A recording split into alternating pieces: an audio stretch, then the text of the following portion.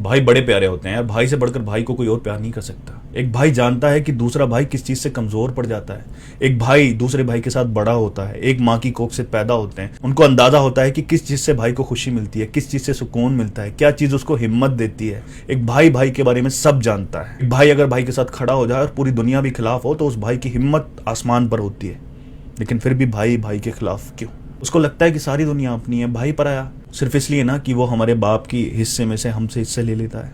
यही होता है ना कि वो हमारे कंपटीशन में हमारे साथ खड़ा होता है। कितने अफसोस की बात है ना कि एक भाई जब कमजोर पड़ जाता है, बीमारी होती है या फिर गरीब होता है और उसे अपना मकान या जमीन बेचने की जरूरत पड़ती है, तो सबसे पहला खरीदार उसे भाई मिलता है, जो बिना जमीन खरीदे या बिना मकान खरीदे उसको सपोर्ट नहीं कर सकता। ये दौलतें सुकून देती तो सबसे ज्यादा सुकून अमीरों के घरों में होता। सबसे ज्यादा डिप्रेशन, सबसे ज्यादा अकेलापन अमीरों में ही होता है। दौलत सबसे बड़ी जड़ है एक भाई में भाई से फसाद कराने की। एक सच्चा भाई भाई की गलतियों को ढकता है, उसे सिखाता है, उसका साथ देता है, उसको बुरा नहीं कहता, और बुरा कहता भी है और उसके बच्चों के सामने कह रहा है, तो वो बच्चे अगर अपने बाप से जाकर कह रहे हैं तो कोई भाई ये हिम्मत क्यों नहीं रखता, मेरा भाई मेरे बारे में ऐसा नहीं कह सकता।